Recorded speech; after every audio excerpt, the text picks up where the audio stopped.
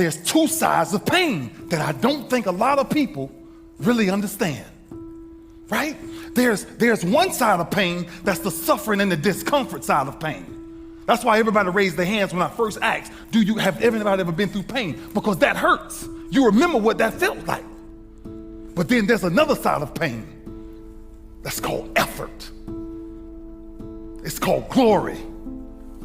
It's called, if you can find a way to push through pain, there's something greater on the other side of it. And if you never tap into it, it's because the first time you felt it, you backed off. The first time you felt, that burn, the first time you felt that it's too much. And we rationalize with ourselves to where we automatically stop. That's why a bunch of us give up so much in life so quickly. That's why kids have a problem finishing things in today's time. Because as soon as they feel a small bit of discomfort, of things ain't right, they're gone. I'm not saying it's easy, man. But the results you get, you're gonna love them, man. It's gonna make all the sweat equity, all this pain right now, all worthwhile. The thing about pain is, like, you feel it right now, it's temporary, man. But later in life, you don't remember the pain. You just remember like the glory and the good times. When I was going through West Point, or Ranger School, man, there were some really dark hours, dark days, and dark years in my life, man. But looking back on it, I mean, I just remember the good people and the good times. I don't remember all those fucking, times where I was just so fucking done and worn out. I don't remember that. I just remember that I made it through it. And that exhilaration of pride and achievement, man, that outweighs all the pain and struggle, and that sweat equity to get there. It really does, as long as you get there. That's why when they say pain is temporary, pride's forever, that's what they're talking about. Because if you push through the pain to achieve the pride, you forget about the pain was ever even there. But if you can't push through the pain and the pain stops you and breaks you down, well, then that pain is forever. Because you never got pride to outbalance it, man. Going through this, man, you start feeling the pain, it's all good, man. Welcome it. Welcome it, man. Because right past pain, it's forever pride, man. Your hardships, your challenges, your situation will either be the reason you don't make it, or it will be the story you tell when you do make it. And you get to make that choice. Pain is temporary. It may last for a minute, or an hour, or a day, or even a year. But eventually, it will subside. And something else will take its place. If I quit, however, it will last forever. You can change your life. You can change your family forever. It's not casual. Your family tree, let's show you know something. You meet somebody wealthy, their family at one point was not wealthy. And then the one shows up. The one. One person changes a family tree forever. In my family, I'm the one. I want to win. I want to fight for my family. I want my mom and dad proud of me. I want my kids proud of me. I want me proud of me. I want to look in the mirror and be happy with the man I look back at. That he gave it everything, that he went for it. But if you want to begin to move into your own personal greatness, if you want to begin to really enjoy a happy, successful, healthy life, you've got to be willing to go against the tide. You've got to be willing to harness your will and say, in spite of this, I'm in control here. I'm not going to let this get me down. I'm not going to let this destroy me. I'm coming back, and I'll be stronger and better because of it. You have got to make a declaration that this is what you stand for. You're standing up for your dreams. You're standing up for peace of mind. You're standing up for health. You want it, and you're going to go all out to have it. It's not going to be easy. When you want to change, it's not easy. If it were in fact easy, everybody would do it. But if you're serious, you'll go all out.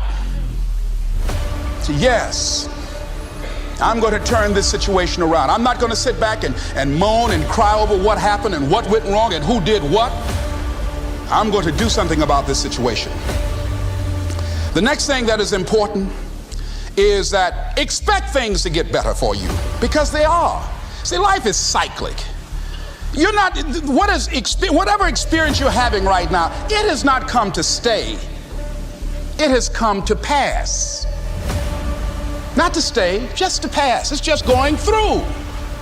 The biggest challenge is to know what's happening. This is a part of this thing we call life. This too shall pass.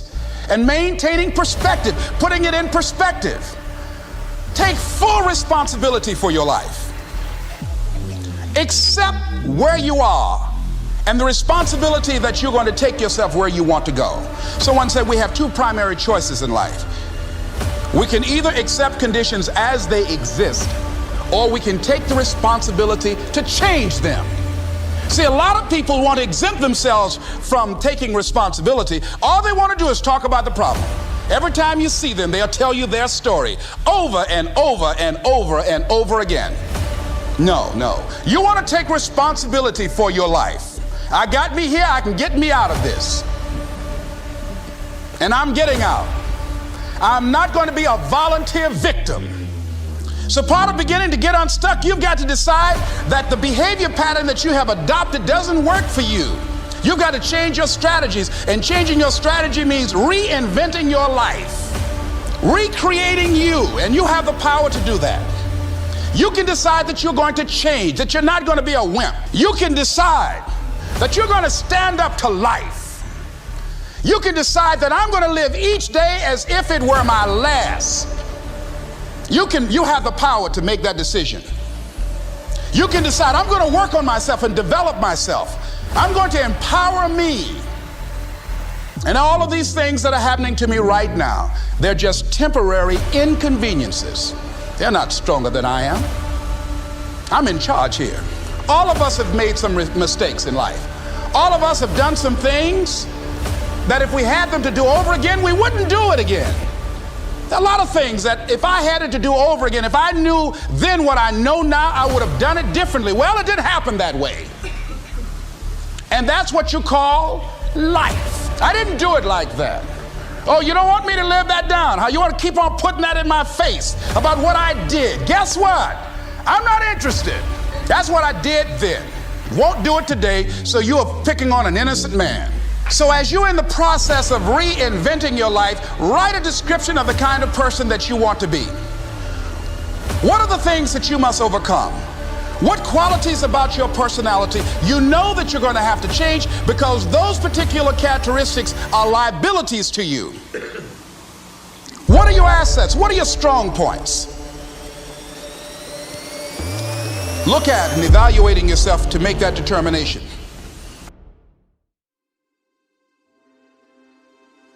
During those hard times, we didn't know how you're going to make payroll. During those times when you failed and things didn't work out, they were nowhere to be found. But you know what I discovered? When you're working at your dream, somebody said the harder the battle, the sweeter the victory. Oh, it's sweet to you. When you feel like giving up, don't. When you thinking about giving up, don't. When it look like you ain't gonna make it, keep going. When they tell you you can't, come on, man, who are they? When they tell you to put all your stuff back on your desk, don't do that, man. Don't do that. When they tell you you're not funny, you're not gonna make it, don't believe them. You got to be relentless. When you quit, your mind says we're done. So it doesn't expand. There's no expansion when you quit. When you say, F you, this sucks, I'm drowning, I'm miserable, I'm suffering, I'm broken, but I'm not going anywhere. What happens to your mind is it does this. It says, fuck, he's not leaving. So we gotta expand, we gotta grow, we gotta figure this f***ing thing out. So then these compartments in your brain start to they have to work. They have to work. And then you start to engage parts of your mind that you never engaged before. Nothing's ever gonna be given to you. Everything's gonna be earned. If you don't go out there and put in the work, you don't go out and put in the effort, one, you're not gonna get the results. But two, and more importantly, you don't deserve it. The bottom line is, no one's coming. No one. No one's coming to push you. No one's coming to tell you to turn the TV off. No one's coming to tell you to get out the door and exercise. Nobody's coming to tell you to apply for that job that you've always dreamt about. Nobody's coming to write the business plan for you. It's up to you. Isn't it about time you become that person you knew you always could be? How do you do that? You break the fucking mold, guys. You get the fuck out of bed when it's cold, when it's early. You do something away from the normality of what you've been doing. Get up at 4 in the fucking morning one day. Just one day. And go for a fucking run. Commit to one day and see how you feel. Mentally, you'll feel like, wow, man, that was fucking alive. You can't talk it all the time. You gotta walk it. Commit to one day. Try it. See how it feels. Getting up that fucking early when everyone else is asleep, or it's that cold. When everybody else says, no, this is not comfortable, we shouldn't do this. You say, yes, motherfucker, I'm gonna introduce myself to it. Nobody who ever ran the Olympics and trained and worked out and finished and crossed the finish line effectively got there because they felt like working out. Your feelings will never cooperate with your dreams. Beat your feelings into captivity, because when you beat your feelings into captivity, that is what discipline is. What I would say hustle is to me is that when you have passion around something, that you are squeezing every last bit of the juice out of the orange, right? To me, hustle is maximizing the energy you're putting into somebody. I'm blown away by people saying that they're hustling and they want to achieve these great things and then their actions don't match, right? So to me, hustle would be putting all your effort into achieving the goal at hand. And for me, that means making every minute count. Hustle is putting it all on the line. Hustle is waking up one day, the day before you die, and realizing you gave it your all into the parenting of your children, the building of your businesses, the philanthropy that you wanted to do. Whatever you define, it's just, you know, all in, emotionally and executionally, in theory and strategy and in execution. Where I got my work ethic from was the hours I had to spend learning this. When you sit down and you're not smart, and you have a disability, and you still want to be at the top of your class, I didn't want to just get by. When I realized that I can learn through hard work, and I can beat the valedictorian in school, but I got put in 10 hours more a day than he does. You know what kind of strength comes from that? When you're sitting down, that valedictorian studied for an hour, and you know I caught you, but I have the work ethic to catch you. That's where David Goggins got really invented, was at a kitchen table with 20 spiral notebooks that were empty. And then 3 months later, they were full. And when you can go through that, I still have them in my storage unit, you go through these spiral notebooks of your life, and you realize this is how I learn. This is unbelievable. There's no miles. It's not about the miles. It's that, having a discipline every day to say, for me to learn this one math problem, it's gonna take me 10 hours. And you realize through hard work, you can outwork anybody.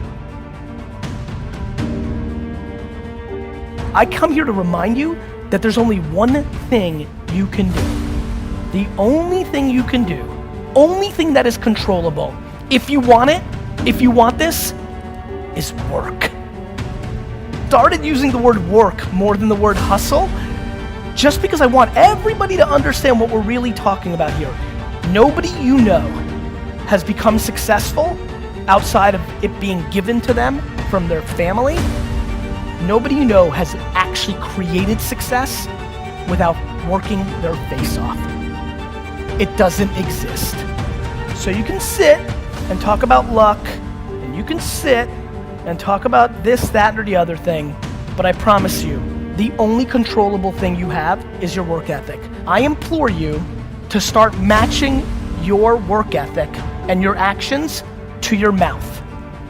If you're gonna be a billionaire, you need to realize that most people that create $1 billion worth of wealth don't do anything besides work every single day of their 20s and 30s.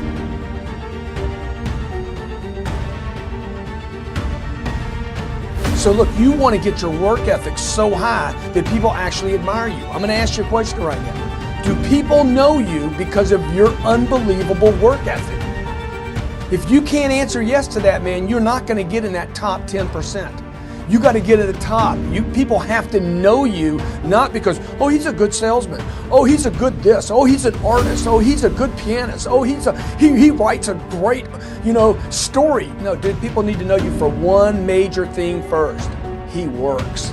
He produces. The guy's there every day. The guy's pushing and shoving. Because the truth is, no matter how good your ideas are, how good your art is, or how good your skill set is, if you're not working, man, if you're not vibrating at a frequency that people say, my God, how does that guy do all that? If you're not vibrating at that rate, 10x levels, massive action, tremendous work ethic, it's just a muscle now, and it's just a discipline in your life, and it's a way, it's a normal way that other people think is abnormal. Ryan Seacrest, Tom Cruise, Oprah, Steven Spielberg, still pumping and working as a billionaire. Look, if you're not working at that level, you're not going to make it. Get your work ethic in, man. It's the American way. Work ethic.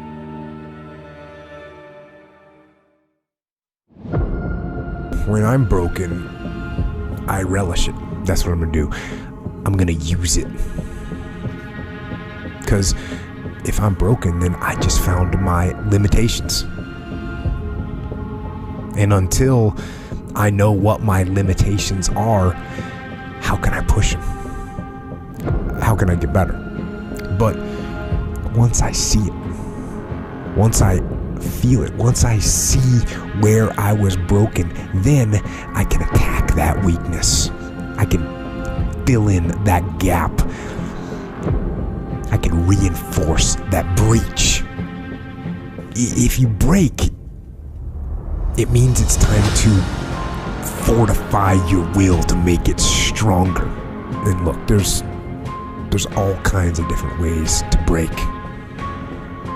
You can break physically, you can break mentally, you can break your heart, you can break your spirit, and none of those are fun, and all of those are gonna leave a mark. But the mark that they leave can be the mark of victory, or it can be the mark of defeat. Because every time you break, and in every way that you break, while it's a chance, it's definitely a chance for you to give up and for you to just to fall apart. But there's also opportunity.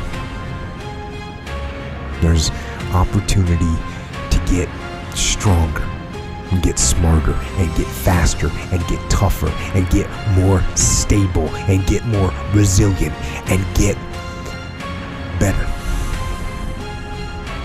When you break, you have the opportunity to show the world, the whole world, what you are really made of. So if you break, if you break, the fight isn't over. In fact, if you break, the fight is just beginning. And as you crawl up and out of that dismal and wretched place, covered, and you're covered in blood and sweat and dirt and filth as you rise above what you were. And as you take the form of who you are supposed to be, you will see that in the very act of standing up, in the very act of fighting on, you will become and you will remain unbroken.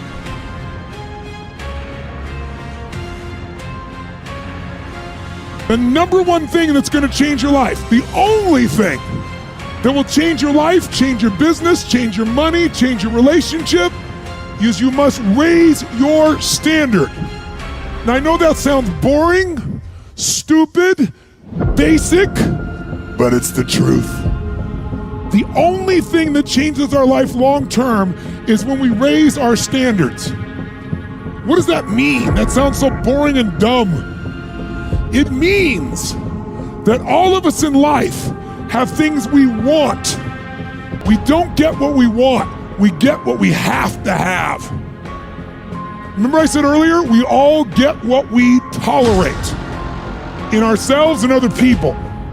But when you're no longer willing to tolerate something, that's when your life changes.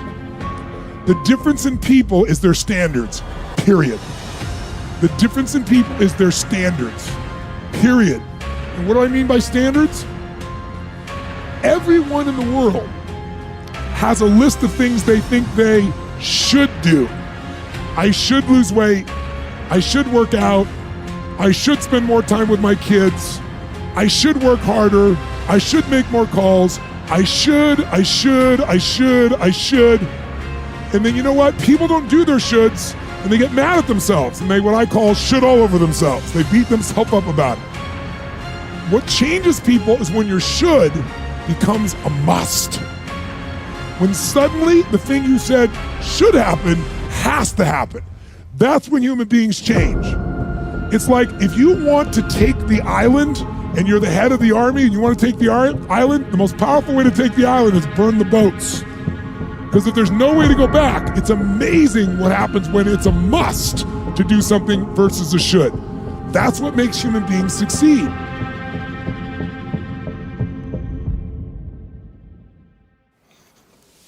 Take ownership.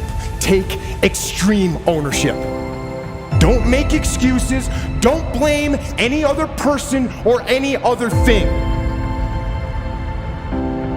Get control of your ego. Don't hide your delicate pride from the truth. Take ownership of everything in your world, the good and the bad.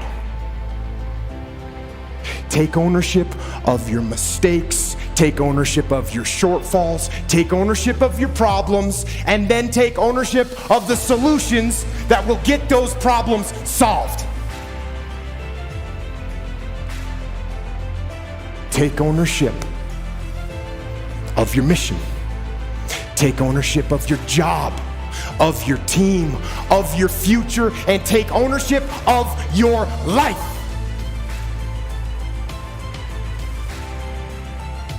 And lead.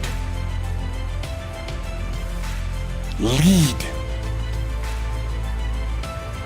Lead yourself and your team and the people in your life. Lead them all to victory.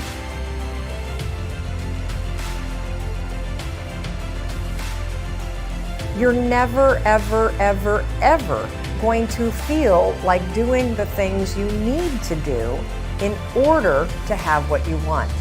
You're always going to need to push yourself. You're always going to need to parent yourself. So what is the net advice on this? What is the bottom line? The bottom line is no one's coming. No one. No one's coming to push you. No one's coming to tell you to turn the TV off. No one's coming to tell you to get out the door and exercise. Nobody's coming to tell you to apply for that job that you've always dreamt about. Nobody's coming to write the business plan for you. It's up to you. And because you're only ever going to do the things that you feel like doing right now or that feel good right now, unless you understand that you've got to parent yourself, you got to push yourself, you're not going to make your dreams come true. You're just not. We're not wired that way. You weren't born that way, you weren't that way when you were growing up, and you're certainly not that way as an adult. And there's a tremendous amount of liberation that comes when you accept the fact that you're always going to need to give yourself a push.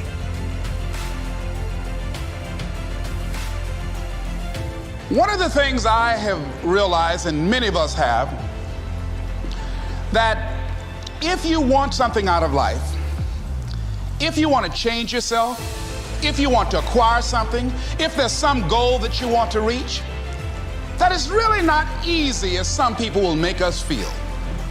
That living your dream, changing your behaviors, overcoming negative habits, it's challenging.